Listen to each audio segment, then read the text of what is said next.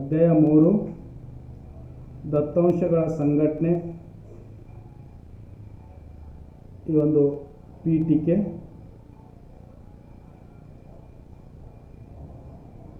ಹಿಂದಿನ ಅಧ್ಯಾಯದಲ್ಲಿ ನೀವು ದತ್ತಾಂಶಗಳ ಯಾವ ರೀತಿ ಸಂಗ್ರಹಿಸುವುದು ಎಂಬುದು ತಿಳಿದಿದ್ದೀರಿ.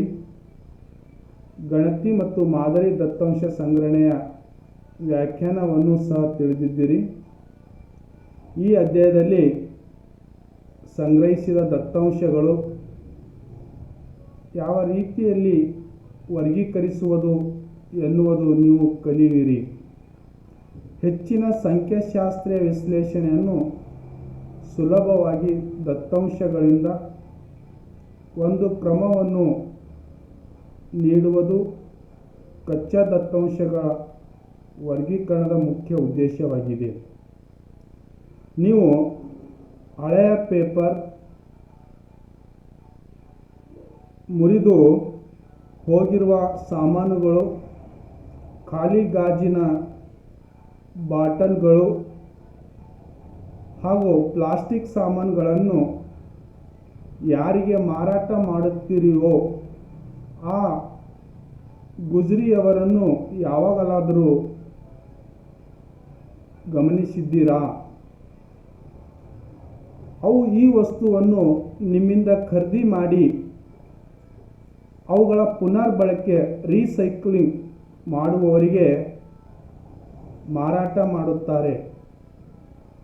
ಆದರೆ ಆತನು ಅಂಗಡಿಯಲ್ಲಿ ಅಷ್ಟೆಲ್ಲ ಗುಜರಿ ಸಾಮಾನುಗಳನ್ನು ಹೊಂದಿದ್ದು ಅವುಗಳನ್ನು ವರ್ಗೀಕರಿಸದೆ ನಿರ್ವಹಣೆ ಮಾಡುವುದು ಆತನಿಗೆ ತುಂಬ ಕಷ್ಟಕರವಾಗಬಹುದು. ತನ್ನ ಕೆಲಸವನ್ನು ಸರಳಗೊಳಿಸಲು ಆತ ತನ್ನಲ್ಲಿರುವ ಗುಜರಿಯನ್ನು ವರ್ಗೀಕರಿಸುತ್ತಾನೆ. ಆತ ತನ್ನಲ್ಲಿ ಇರುವ ರದ್ದಿ ಪೇಪರ್ಗಳನ್ನು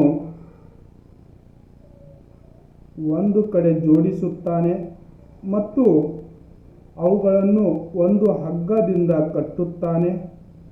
ನಂತರ ಎಲ್ಲ ಬಾಟಲ್ಗಳನ್ನು ಒಂದು ಚೀಲದಲ್ಲಿ ತುಂಬುತ್ತಾನೆ. ಅಂಗಡಿಯ ಒಂದು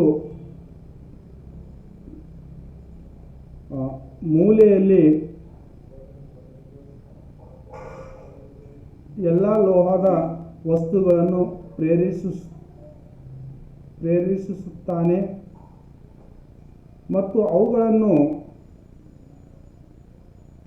ಕಬ್ಬಿಣ, ತಾಮ್ರ, ಅಲ್ಯೂಮಿನಿಯಂ, ಕಂಚು ಮುಂತಾದವುಗಳ ಗುಂಪುಗಳನ್ನಾಗಿ ವಿಂಗಡಿಸುತ್ತಾನೆ. ಈ ರೀತಿಯಲ್ಲಿ ಅವನು ಅವಳ ಗುಜರಿಯನ್ನು ದಿನಪತ್ರಿಕೆ, ಪ್ಲಾಸ್ಟಿಕ್, ಗಾಜು, ಲೋಹ ಇತ್ಯಾದಿ ವರ್ಗೀಕರಿಸಿ ಅವುಗಳಿಗೆ ಒಂದು ಕ್ರಮವನ್ನು ನೀಡುತ್ತಾನೆ. ಒಮ್ಮೆ ತನ್ನಲ್ಲಿರುವ ಗುಜರಿ ಸಾಮಾನುಗಳನ್ನು ಜೋಡಿಸಿ ವರ್ಗೀಕರಿಸಿದ ಮೇಲೆ ಕೊಳ್ಳುವವರಿಗೆ ಬೇಡಿಕೆ ಅನುಗುಣವಾಗಿ ಅವುಗಳನ್ನು ಹುಡುಕಲು ಅವನಿಗೆ ಸುಲಭವಾಗುತ್ತದೆ. ಈ ಒಂದು ಗುಜರಿ ವ್ಯಾಪಾರಿ ಎಲ್ಲ ಸಾಮಾನುಗಳನ್ನು ಅಂದರೆ ಬಾಟಲು, ಪ್ಲಾಸ್ಟಿಕ್ಕು, ಕಬ್ಬಿಣ ತುಕಡಿ, ಅಲ್ಯೂಮಿನಿಯಂ, ಪೇಪರ್ಗಳು, ದಿನಪತ್ರಿಕೆಗಳು, ಗಾಜು, ಲೋಹ ಒಂದು ಕಡೆ ಈ ರೀತಿ ತನ್ನ ಅಂಗಡಿಯಲ್ಲಿ ರಕ್ಷಣೆ ಮಾಡಿ ಹಗ್ಗದಿಂದ ಕಟ್ಟಿ ಅವುಗಳು ತನ್ನ ಇತರರಿಗೆ ಮಾರಾಟ ಮಾಡುವ ಈ ಚಿತ್ರವನ್ನು ತಮಗೆ ತೋರಿಸ್ತಕ್ಕಂಥದ್ದು. ಈ ಚಿತ್ರವನ್ನು ನೋಡಿ.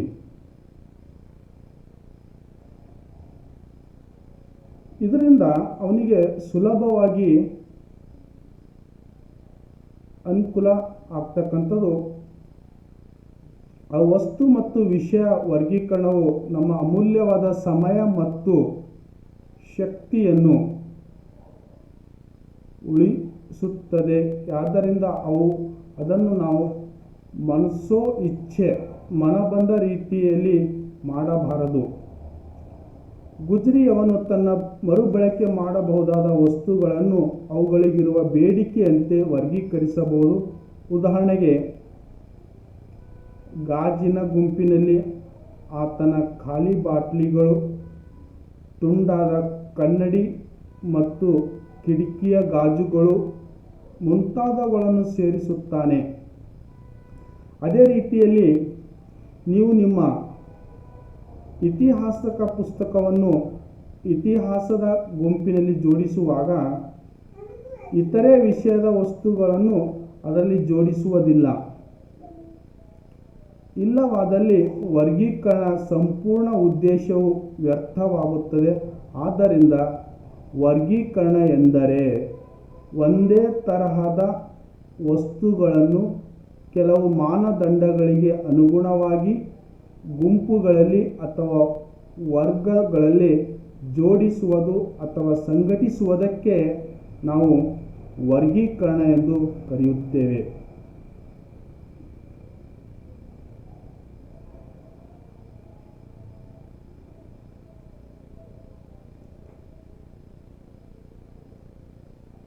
ಎರಡನೇದು ಕಚ್ಚಾ ದತ್ತಾಂಶಗಳು. ಇದಕ್ಕೆ ನಾವು ರಾಮ್ ಡಾಟಾ ಅಂತ ಕರೀತೇವೆ.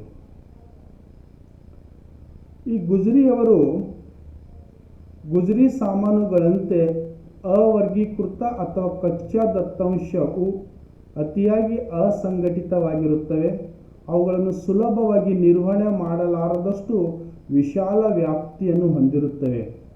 ಅವುಗಳಿಂದ ಅರ್ಥಪೂರ್ಣವಾದ ನಿರ್ಣಯಗಳನ್ನು ಪಡೆಯುವುದು ತುಂಬ ಕಷ್ಟದ ಕೆಲಸ. ಏಕೆಂದರೆ ಅವುಗಳು ಸಂಖ್ಯಾಶಾಸ್ತ್ರೀಯ ಪದ್ಧತಿಗೆ ವಿಧಾನಕ್ಕೆ ಸುಲಭವಾಗಿ ಒಳಪಡುವುದಿಲ್ಲ. ಆದ್ದರಿಂದ ಕ್ರಮಬದ್ಧವಾದ ಸಂಖ್ಯಾಶಾಸ್ತ್ರೀಯ ವಿಷಯಗಳ ದತ್ತಾಂಶಗಳ ಸರಿಯಾದ ಸಂಘಟನೆ ಮತ್ತು ನಿರೂಪಣೆ ಅವಶ್ಯಕವಾಗಿರುತ್ತದೆ. ಆದ್ದರಿಂದ ದತ್ತಾಂಶಗಳ ಸಂಗ್ರಹಣೆಯ ನಂತರ ಮುಂದಿನ ಹೆಜ್ಜೆ ಅವುಗಳನ್ನು ಸಂಘಟಿಸುವುದು ಮತ್ತು ವರ್ಗೀಕರಿಸುವ ರೂಪದಲ್ಲಿ ನಿರೂಪಿಸುವುದು ಆಗಿರುತ್ತದೆ. ಇಲ್ಲಿ ನೋಡಿ, ನಿಮಗೆ ಗಣಿತ ವಿಷಯದಲ್ಲಿ ವಿದ್ಯಾರ್ಥಿಗಳ ಸಾಧನೆಯನ್ನು ತಿಳಿಯಬೇಕಾಗಿದೆ ಮತ್ತು ನೀವು ನಿಮ್ಮ ಶಾಲೆಯ 100 ವಿದ್ಯಾರ್ಥಿಗಳ ಗಣಿತ ಅಂಕಗಳನ್ನು ಸಂಗ್ರಹಿಸಿದ್ದೀರಿ ಎಂದು ಊಹಿಸೋಣ. ಅವುಗಳನ್ನು ಒಂದು ಕೋಷ್ಟಕದ ರೂಪದಲ್ಲಿ ನಿರೂಪಿಸಿದ್ದರೆ ಅದು ಈ ಕೆಳಗಿನ ಕೋಷ್ಟಕ 3.1 ರಂತೆ ಕಂಡುಬರುತ್ತದೆ.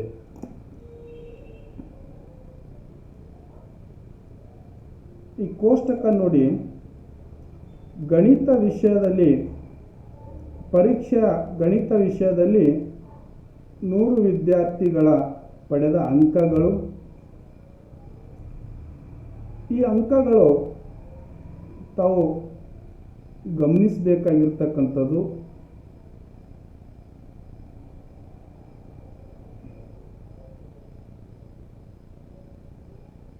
ಈ ಅಂಕಗಳಿಗೆ ನಿಮಗೆ ನಾನು ಗುರುತಿಸ್ತಕ್ಕಂಥ ಹೈಲೈಟ್ ನೋಡಿ.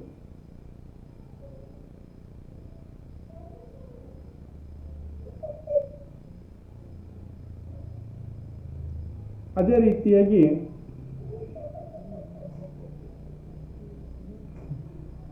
ನೀವು ನಿಮ್ಮ ಆಸುಪಾಸಿನ 50 ಕುಟುಂಬಗಳ ಆಹಾರದ ಮೇಲಿನ ಖರ್ಚಿನ ದತ್ತಾಂಶಗಳನ್ನು, ಅವರ ಸರಾಸರಿ ಆಹಾರದ ಖರ್ಚನ್ನು ತಿಳಿಯಲು ಸಂಗ್ರಹಿಸಿರುವ ಆ ದತ್ತಾಂಶಗಳನ್ನು ನೀವು ಕೋಷ್ಟಕದ ರೂಪದಲ್ಲಿ ನಿರೂಪಿಸಿದರೆ ಅದು ಕೋಷ್ಟಕ 3.2 ಅನ್ನು ಹೋಲುತ್ತದೆ.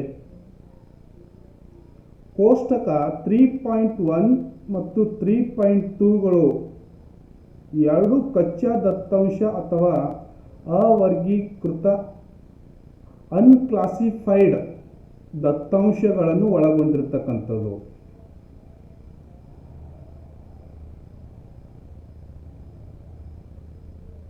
ಈ ಎರಡು ಕೋಷ್ಟಕದಲ್ಲಿನ ದತ್ತಾಂಶಗಳು ಯಾವುದೇ ಕ್ರಮದಲ್ಲಿ ಜೋಡಿಸಿಲ್ಲ ಎನ್ನುವುದು ನಿಮಗೆ ತಿಳಿದು ಬರುತ್ತದೆ.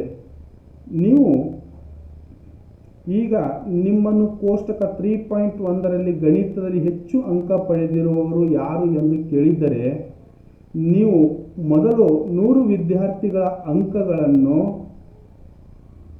ಆರೋಹಣ ಕ್ರಮ ಅಥವಾ ಅವರೋಹಣ ಕ್ರಮದಲ್ಲಿ ಜೋಡಿಸಬೇಕು. ಈ 3.2 ಒಂದು ನಿಮ್ಮ ಕುಟುಂಬದ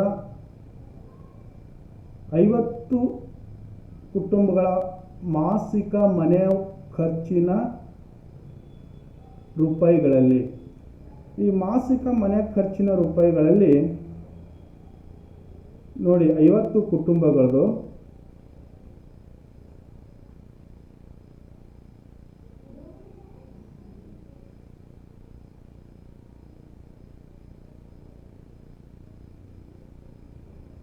ಇಲ್ಲಿ ನೋಡಿ, ಒಂದು ಕುಟುಂಬಕ್ಕೆ 1904 ರೂಪಾಯಿ ಇರ್ತದೆ, ಇನ್ನೊಂದು ಕುಟುಂಬಕ್ಕೆ 1559, 3473, 1735, 2760, ಹೀಗೆ 50 ಕುಟುಂಬದ ಒಟ್ಟು ಮಾಸಿಕ ಅಂದರೆ ತಿಂಗಳ ಮನೆಯ ಖರ್ಚಿನ ಕಚ್ಚಾ ಡಾಟಾಗಳನ್ನು ಅಥವಾ ಕಚ್ಚಾ ದತ್ತಾಂಶಗಳನ್ನು ತಮ್ಮೆದುರಿಗೆ ತೋರಿಸಿರ್ತಕ್ಕಂಥದ್ದು. ಇವುಗಳನ್ನು ನಾವು ಇನ್ನೂ ಸರಳೀಕೃತವಾಗಿ ಅಧ್ಯಯನ ಮಾಡಬೇಕಾಗಿರ್ತಕ್ಕಂಥದ್ದು.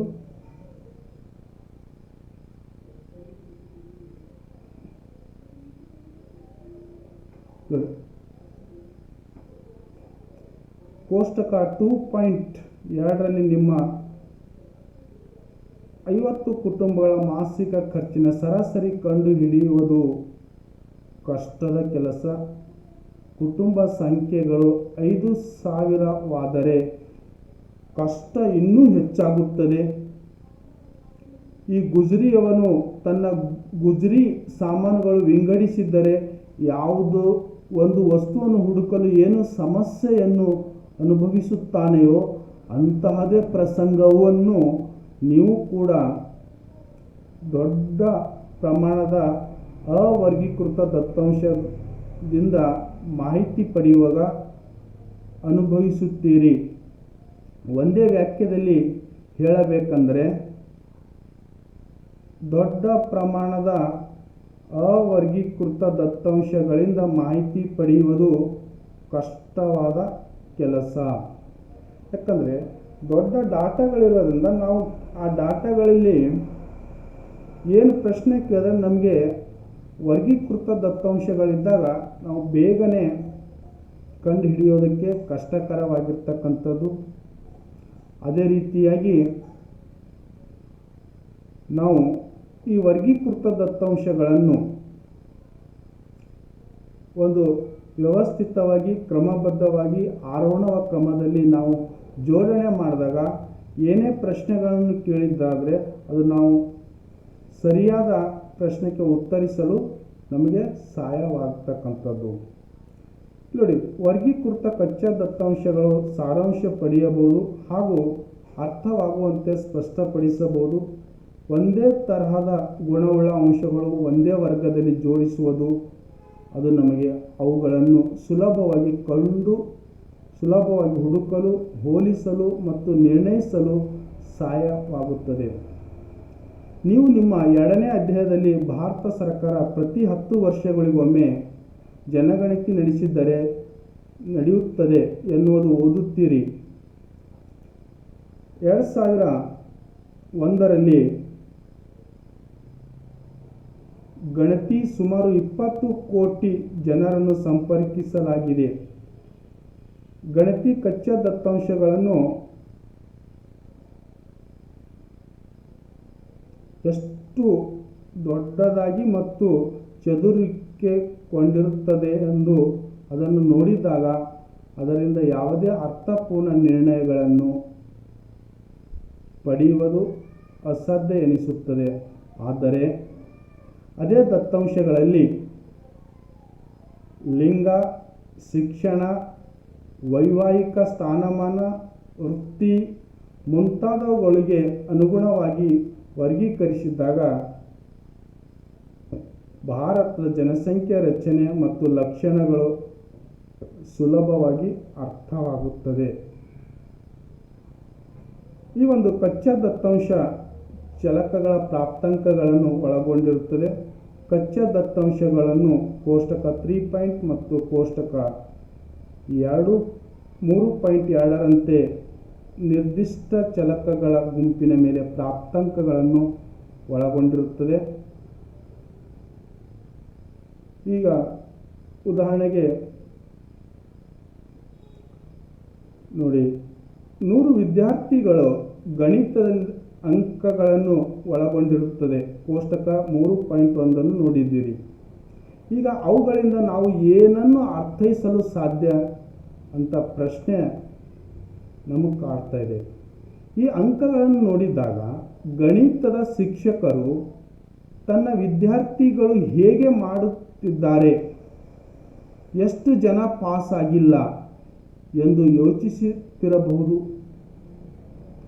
ನಾವು ದತ್ತಾಂಶಗಳನ್ನು ಹೇಗೆ ವರ್ಗೀಕರಿಸುತ್ತೇವೆ ಎನ್ನುವುದು ನಮ್ಮ ಮನಸ್ಸಿನಲ್ಲಿರುವ ಉದ್ದೇಶವನ್ನು ಅವಲಂಬಿಸಿರುತ್ತದೆ. ಈ ಉದಾಹರಣೆಯಲ್ಲಿ ಶಿಕ್ಷಕರು ತಮ್ಮ ವಿದ್ಯಾರ್ಥಿಗಳ ಪರೀಕ್ಷೆಯನ್ನು ಹೇಗೆ ಮಾಡುತ್ತಿದ್ದಾರೆ ಎನ್ನುವುದು ಸ್ವಲ್ಪ ಆಳವಾಗಿ ತಿಳಿಯಲು ಬಯಸುತ್ತಾರೆ. ಅವರು ಈ ದತ್ತಾಂಶಗಳಿಗೆ ಆವೃತ್ತಿ ವಿತರಣೆ ರಚಿಸಲು ಬಯಸಬಹುದು. ಅದನ್ನು ಮುಂದಿನ ವಿಭಾಗದಲ್ಲಿ ಚರ್ಚಿಸೋಣ. ಇಲ್ಲಿ ನೋಡಿ, ದತ್ತಾಂಶಗಳ ವರ್ಗೀಕರಣ, ಕ್ಲಾಸಿಫಿಕೇಶನ್ ಆಫ್ ನಾವು ಡಾಟಾ ಅಂತ ಕರೀತೇವೆ. ಈ ದತ್ತಾಂಶಗಳ ವರ್ಗೀಕರಣದ ಗುಂಪುಗಳು ಅಥವಾ ವರ್ಗಗಳನ್ನು ವಿವಿಧ ರೀತಿಯಲ್ಲಿ ಮಾಡಬಹುದು. ನಿಮ್ಮ ಪುಸ್ತಕಗಳನ್ನು ವಿಷಯಕ್ಕನುಗುಣವಾಗಿ ಇತಿಹಾಸ, ಭೂಗೋಳ ಶಾಸ್ತ್ರ, ಗಣಿತ, ವಿಜ್ಞಾನ ಮುಂತಾಗಿ ವರ್ಗೀಕರಿಸುವ ಬದಲು ನೀವು ಅವುಗಳನ್ನು ಲೇಖಕರಿಗೆ ಅನುಗುಣವಾಗಿ, ಅಕ್ಷರಗಳಿಗೆ ಅನುಗುಣವಾಗಿ ಜೋಡಿಸಬಹುದು. ಅಲ್ಲದೆ ಅವು ಪ್ರಕಟಗೊಂಡ ವರ್ಷಕ್ಕೆ ಅನುಗುಣವಾಗಿ ವರ್ಗೀಕರಿಸಬಹುದು. ನೀವು ಹೇಗೆ ವರ್ಗೀಕರಿಸಲು ಬಯಸುತ್ತೀರಿ ಎನ್ನುವುದು ನಿಮ್ಮ ಅವಶ್ಯಕತೆಗೆ ಅವಲಂಬಿಸಿರ್ತಕ್ಕಂಥದ್ದು. ಇಲ್ಲಿ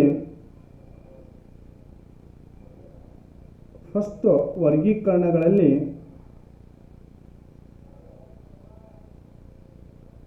ಕಾಲಾನುಕ್ರಮ ವರ್ಗೀಕರಣ ಅಂತ ಕರೀತೇವೆ. ಇದಕ್ಕೆ ಕ್ರೊನಾಲಜಿಕಲ್ ಕ್ಲಾಸಿಫಿಕೇಶನ್ ಅಂತ ಇಂಗ್ಲಿಷ್ನಲ್ಲಿ. ಇಂಥ ವರ್ಗೀಕರಣಗಳನ್ನು ನಾವು ಕಾಲ ಅನುಕ್ರಮಕ್ಕಾಗಿ, ಅಂದರೆ ಫಸ್ಟು ವರ್ಷ, ತಿಂಗಳು, ವಾರ, ದಿನ ಮುಂತಾಗಿ ಆರೋಹಣ ಅಥವಾ ಅವರೋಹಣ ಕ್ರಮದಲ್ಲಿ ವರ್ಗೀಕರಿಸಲಾಗುತ್ತದೆ. ಈ ವರ್ಗೀಕರಣವನ್ನು ನಾವು ಕಾಲಾನುಕ್ರಮದ ವರ್ಗೀಕರಣ ಅಂತ ಕರೀತೇವೆ. ಇಲ್ಲಿ ನೋಡಿ, ಉದಾಹರಣೆಗೆ ವಿವಿಧ ವರ್ಷಗಳಲ್ಲಿ ಭಾರತದ ಜನಸಂಖ್ಯಾ ವರ್ಗೀಕರಣವನ್ನು ತೋರಿಸುತ್ತದೆ. ಇಲ್ಲಿ ವಿವಿಧ ವರ್ಷಗಳಿಗೆ ಜನಸಂಖ್ಯೆಯ ಮೌಲ್ಯಗಳ ಸರಣಿಯ ತೋರಿಸುವುದರಿಂದ ಜನಸಂಖ್ಯೆಯ ಒಂದು ಕಾಲ ಶ್ರೇಣಿ ಚಲಕವಾಗಿರ್ತಕ್ಕಂಥದ್ದು. ಉದಾಹರಣೆಗೆ ಈ ಭಾರತ ಜನಸಂಖ್ಯೆ ಕೋಟಿಗಳಲ್ಲಿ ಒಂದು ಕಡೆ ನಾವು ವರ್ಷ ತಗೊಳ್ತಾ ಇದ್ದೇವೆ. ಇನ್ನೊಂದು ಕಡೆ ಜನಸಂಖ್ಯೆ ಕೋಟಿಗಳಲ್ಲಿ ತಗೊಳ್ತಕ್ಕಂಥದ್ದು.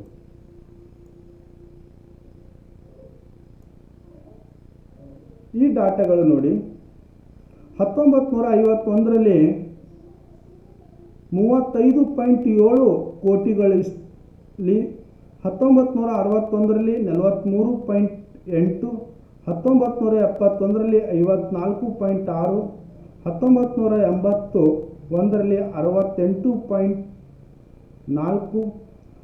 1991ರಲ್ಲಿ 81.8, 2001ರಲ್ಲಿ 102.7, 2011ರಲ್ಲಿ 121.0.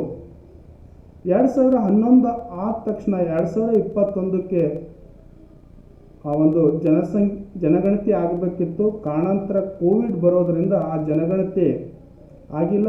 ಈಗ ಮುಂದೆ 2027ಕ್ಕೆ ಜನಗಣತಿ ಮಾಡುವರಿದ್ದಾರೆ. ಈ ಒಂದು ವರ್ಷಕ್ಕೂ ಮತ್ತು ಜನಸಂಖ್ಯೆಗೂ ಎರಡನ್ನು ನಾವು ಆ ಕಾಲಕ್ಕೆ ತಕ್ಕಂತೆ ನೋಡಿರಿ, 1951ರಲ್ಲಿ ಇರ್ತಕ್ಕಂಥ 35.7 ಕೋಟಿ ಜನಸಂಖ್ಯೆ 2011ರಲ್ಲಿ 121 ಕೋಟಿ ಜನಸಂಖ್ಯೆ ಹೆಚ್ಚಳ ಆಗಿದೆಯಲ್ಲ, ಇದನ್ನು ನಾವು ಕಾಲಕ್ಕನುಗುಣವಾಗಿ ಮಾಡಿರ್ತಕ್ಕಂಥ ವರ್ಗೀಕರಣಕ್ಕೆ ನಾವು ಕಾಲಾನುಕ್ರಮ ವರ್ಗೀಕರಣ ಎಂದು ಕರೆಯುತ್ತೇವೆ. ಒಂದನೇದು. ಎರಡನೇದು ಸ್ಥಾನದರ್ಶಕ ವರ್ಗೀಕರಣ. ಈ ಸ್ಥಾನದರ್ಶಕ ವರ್ಗೀಕರಣಕ್ಕೆ ನಾವು ಇಲ್ಲಿ ಈ ಒಂದು ದತ್ತಾಂಶಗಳು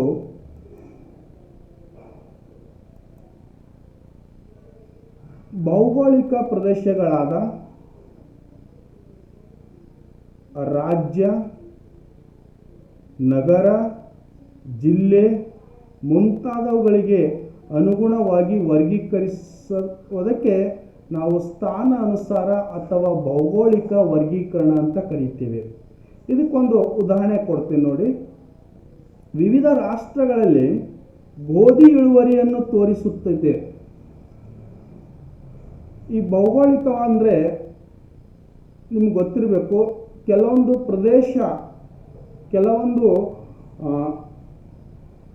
ಪ್ರದೇಶದಲ್ಲಿ ಭೂಮಿ, ವಾತಾವರಣ, ಅಲ್ಲಿನ ವ್ಯವಸ್ಥೆ ಇವುಗಳನ್ನು ಬದಲಾಗಿರ್ತಕ್ಕಂಥದ್ದು ನಾವು ಭೌಗೋಳಿಕ ವರ್ಗೀಕರಣ ಅಂತ ಕರಿತೇವೆ. ಈ ಉದಾಹರಣೆ ಮುಖಾಂತರ ತಮಗೆ ಇನ್ನೂ ಸ್ಪಷ್ಟಪಡಿಸ್ತಾ ಇದ್ದೇನೆ.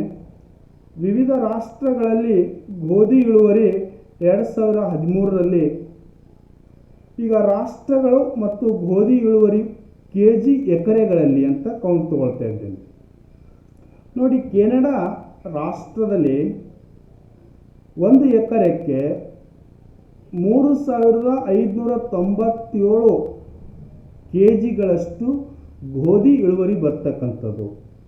ಆದರೆ ಚೀನಾ ರಾಷ್ಟ್ರಕ್ಕೆ ಹೋಲಿಸಿದಾಗ ಚೀನಾದಲ್ಲಿ 5055 kg ಬರ್ತಕ್ಕಂಥದ್ದು, ಫ್ರಾನ್ಸ್ದಲ್ಲಿ 7225 kg ಬರ್ತಕ್ಕಂಥದ್ದು, ಜರ್ಮನಿಯಲ್ಲಿ 7998 kg ಬರ್ತಕ್ಕಂಥದ್ದು.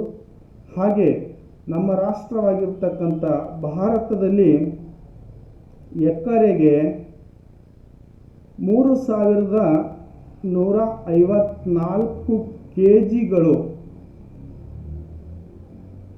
ಬರ್ತಕ್ಕಂಥದ್ದು ಇಳುವರಿ. ಅದೇ ಪಾಕಿಸ್ತಾನದಲ್ಲಿ 2788 kgಗಳಲ್ಲಿ ಬರ್ತಕ್ಕಂಥದ್ದು. ವಿದ್ಯಾರ್ಥಿಗಳೇ, ನಾವು kgಯಲ್ಲಿ ಕೌಂಟ್ ಮಾಡ್ತಾ ಇದ್ದೇವೆ.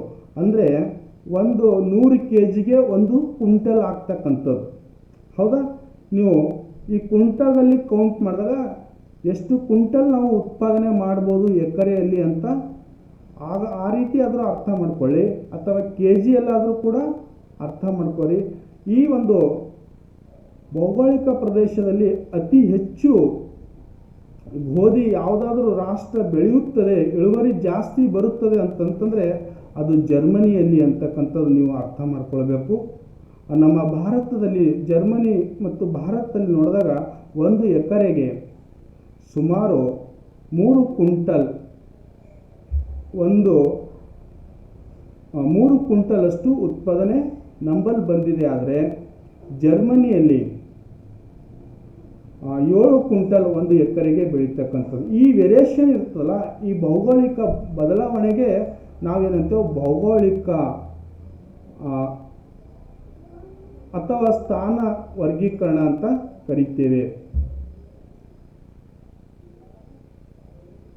ಅದೇ ರೀತಿಯಾಗಿ ಇಲ್ಲಿ ಇನ್ನೊಂದು ಗುಣಾತ್ಮಕ ವರ್ಗೀಕರಣ ಅಂತ. ಈ ಗುಣಾತ್ಮಕ ವರ್ಗೀಕರಣ ಅಂದರೆ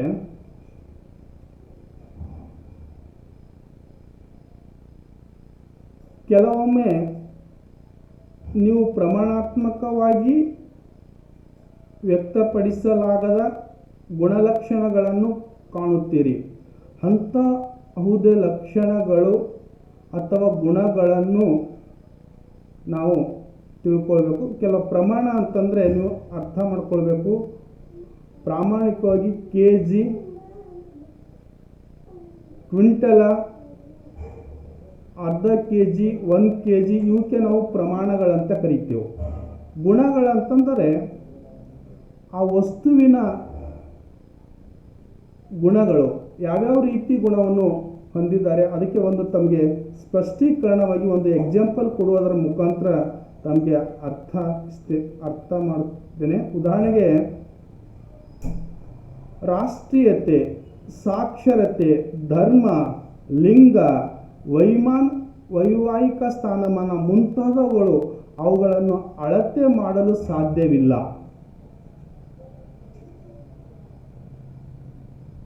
ಆದರೂ ಇಂತಹ ದತ್ತಾಂಶಗಳನ್ನು ಗುಣಲಕ್ಷಣಗಳ ಉಪಸ್ಥಿತಿ ಅಥವಾ ಅನುಪಸ್ಥಿತಿಯಲ್ಲಿ ವರ್ಗೀಕರಿಸಲಾಗುತ್ತದೆ. ಈ ಗುಣಲಕ್ಷಣಗಳ ಆಧಾರಿತವಾಗಿ ಅಂಥ ವರ್ಗೀಕರಣವನ್ನು ಇಲ್ಲಿ ಗುಣಾತ್ಮಕ ವರ್ಗೀಕರಣ ಎನ್ನುತ್ತೇವೆ. ಉದಾಹರಣೆಗೆ ನೋಡಿ, ಜನಸಂಖ್ಯೆಯಲ್ಲಿ ಗುಣಾತ್ಮಕ ಚಲಕವಾದ ಲಿಂಗ ಆಧಾರದಲ್ಲಿ ವರ್ಗೀಕರಿಸಲಾಗಿದೆ. ಈ ಮೌಲ್ಯಗಳನ್ನು ನಾವು ಹೆಣ್ಣು ಅಥವಾ ಗಂಡು ಆಗಬಹುದು. ಈ ಎರಡು ಗುಣಲಕ್ಷಣಗಳು ಪುನಃ ವೈವಾಹಿಕ ಸ್ಥಾನಮಾನಗಳನ್ನು ಈ ಕೆಳಗಿನಂತೆ ವರ್ಗೀಕರಿಸಬಹುದು. ಇಲ್ಲಿ ನೋಡಿ, ಉದಾಹರಣೆ 3, ಜನಸಂಖ್ಯೆಯಲ್ಲಿ ಎರಡು ವರ್ಗಗಳನ್ನು ಮಾಡ್ತಾ ಇದ್ದೇವೆ. ಒಂದು ಗಂಡು, ಒಂದು ಹೆಣ್ಣು. ಈ ಗಂಡು ಅಲ್ಲಿ ಮತ್ತೆ ಎರಡು ವರ್ಗೀಕರಣ, ವಿವಾಹಿತ, ಅವಿವಾಹಿತ. ವಿವಾಹಿತ ಅಂತಂದರೆ ಮದುವೆ ಆದವರನ್ನು ವಿವಾಹಿತ ಅಂತ ಕರಿತೇವೆ. ಅವಿವಾಹಿತ ಅಂತಂದರೆ ಮದುವೆ ಆಗದೇ ಇರ್ತಕ್ಕಂಥ ಯುವಕರು ನಾವು ಅವಿವಾಹಿತ ಅಂತ ಕರಿತೇವೆ. ಇಲ್ಲಿ ಅದೇ ರೀತಿಯಾಗಿ ಹೆಣ್ಣು ಮಕ್ಕಳಲ್ಲಿ ವಿವಾಹಿತ ಅಂದರೆ ಮದುವೆ ಆಗಿರ್ತಕ್ಕಂಥ ಹೆಣ್ಮಕ್ಕಳು, ಮದುವೆ ಆಗದೇ ಇರ್ತಕ್ಕಂಥ ಹೆಣ್ಮಕ್ಕಳು. ಈ ಎರಡು ಇವರ ಗುಣಗಳನ್ನು ನೋಡಬೇಕನ್ನೋ ಹಾಗಿದ್ರೆ ಕೆಲವೊಬ್ಬರು ಎತ್ತರ, ತೂಕ, ವಯಸ್ಸು, ಆದಾಯ, ಇವರು ಗುಣಗಳಲ್ಲಿ ಏನಾಗ್ತಾ ಇರ್ತಾರೆ, ಇವರು ಎತ್ತರ ಇರ್ಬೋದು, ಅಥವಾ ತೂಕದಲ್ಲಿ ಹೆಚ್ಚಿಗಿರ್ಬೋದು, ಅಥವಾ ಅವರ ಆದಾಯದಲ್ಲಿ ಕೂಡ ಏನಾಗಿರ್ಬೋದು ಹೆಚ್ಚಿಗಾಗಿರ್ಬೋದು, ಅಥವಾ ಅವರ ನಡತೆ, ಅವರ ವಿಚಾರಗಳು, ವಿವಾಹಿತರದ ಒಂದು ವರ್ತನೆ ಬೇರೆ, ಅವಿವಾಹಿತರದ ಒಂದು ವರ್ತನೆ ಬೇರೆ. ಇವತ್ತು ಇವುಗಳ ಗುಣಗಳ ಮೇಲೆ ವರ್ಗೀಕರಿಸುವುದಕ್ಕೆ ನಾವು ಗುಣಾತ್ಮಕ ವರ್ಗೀಕರಣ ಅಂತ ಕರಿತೇವೆ. ಅದೇ ರೀತಿಯಾಗಿ ಇನ್ನೊಂದು ವರ್ಗೀಕರಣ ಇದೆ, ಪ್ರಮಾಣಾತ್ಮಕ ವರ್ಗೀಕರಣ. ಈ ಪ್ರಮಾಣಾತ್ಮಕ ವರ್ಗೀಕರಣದಲ್ಲಿ ಪ್ರಮಾಣ ಅಂತಂದರೆ ಆಗ ಕ್ವಾಲಿಟಿ ಆ್ಯಂಡ್ ಕ್ವಾಂಟಿಟಿ. ಈ ಯಾವ ಪ್ರಮಾಣದಲ್ಲಿ ಯಾವ ಪ್ರಮಾಣಕ್ಕನುಗುಣವಾಗಿ ರೇಟ್ ಇದೆ ಅಥವಾ ಯಾವ ಪ್ರಮಾಣದ ಆ ಗುಣ ಮತ್ತು ಪ್ರಮಾಣ ಎರಡರ ಮೇಲೆ ಇವತ್ತು ನಾವು ಕೆಲವೊಂದು ವರ್ಗೀಕರಣಗಳನ್ನು ಮಾಡ್ತಾ ಇದ್ದೆವು.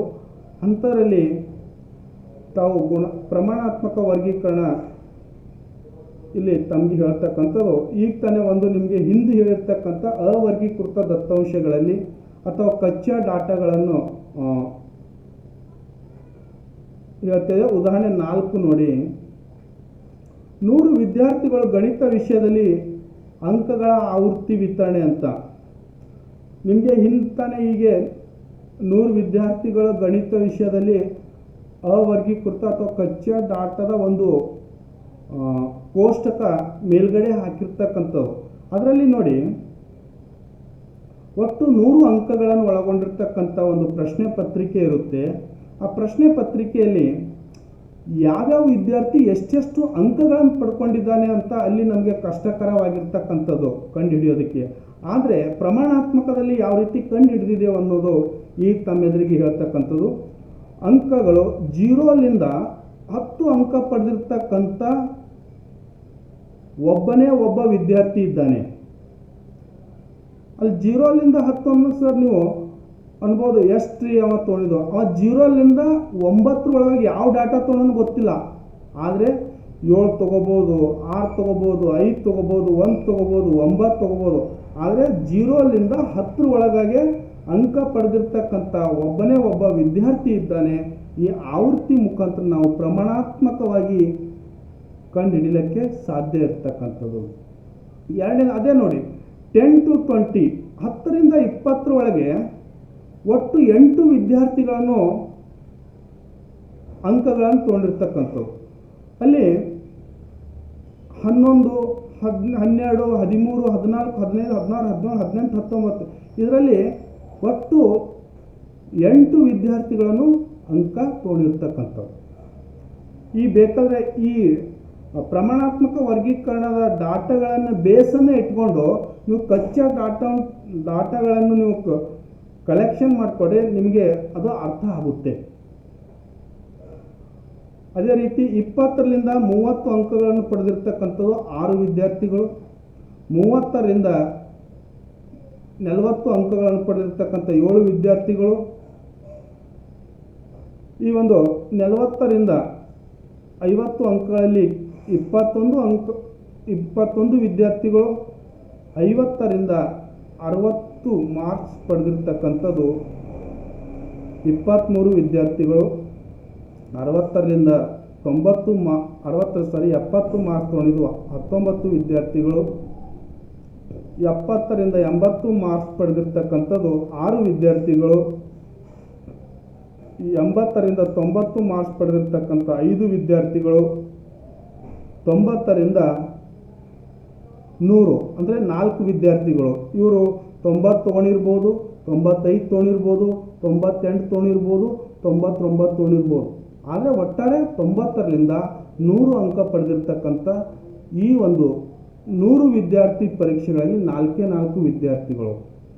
ಈ ಒಟ್ಟು ಅಂಕಗಳು, ಒಟ್ಟು ಆವೃತ್ತಿಗಳು ಇವನ್ನು ಕೂಡಿಸಿದ್ದಾಗ 100 ವಿದ್ಯಾರ್ಥಿಗಳು ಗಣಿತ ವಿಷಯದಲ್ಲಿ ಪರೀಕ್ಷೆ ಬರೆದು ತೊಗೊಂಡಿರ್ತಕ್ಕಂಥ ಅಂಕಗಳನ್ನು ನಾವು ಇವುಗಳನ್ನು ಪ್ರಮಾಣಾತ್ಮಕದಲ್ಲಿ ನೋಡಿದಾಗ ಈ ರೀತಿಯಾಗಿರ್ತಕ್ಕಂಥ ಆವೃತ್ತಿಗಳನ್ನು ನಮಗೆ ಸಿಕ್ಕಿರ್ತಕ್ಕಂಥದ್ದು. ಈ ಒಂದು ಪ್ರಮಾಣಾತ್ಮಕ ಆವೃತ್ತಿ ಎಲ್ಲಿ ತೊಗೊಂಡಿನಂತಂದರೆ ನಿಮ್ಗೆ ಹೇಳಿರ್ತಕ್ಕಂಥ ಮತ್ತೊಮ್ಮೆ ಹೇಳ್ತೀನಿ. ಕೋಷ್ಟಕ 3.1ರಲ್ಲಿ ನೀಡಲಾದ 100 ವಿದ್ಯಾರ್ಥಿಗಳ ಗಣಿತ ವಿಷಯದ ಅಂಕಗಳನ್ನು ಪರಿಮಾಣಾತ್ಮಕ ವರ್ಗೀಕರಣಕ್ಕಾಗಿ ತೊಗೊಂಡಿರ್ತಕ್ಕಂಥ ಒಂದು ದತ್ತಾಂಶಗಳು.